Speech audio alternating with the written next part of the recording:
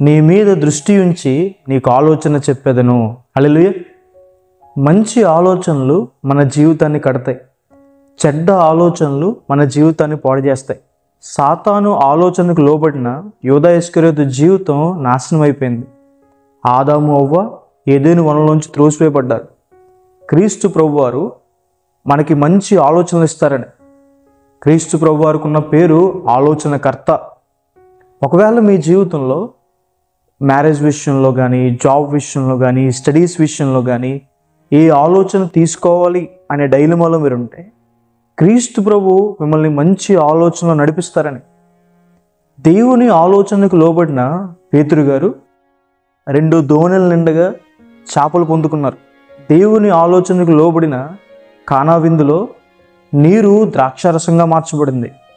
దేవుని ఆలోచనకు లోబడిన మోషే గారు 20 లక్షల మంది ప్రజల్ని నడిపించారు.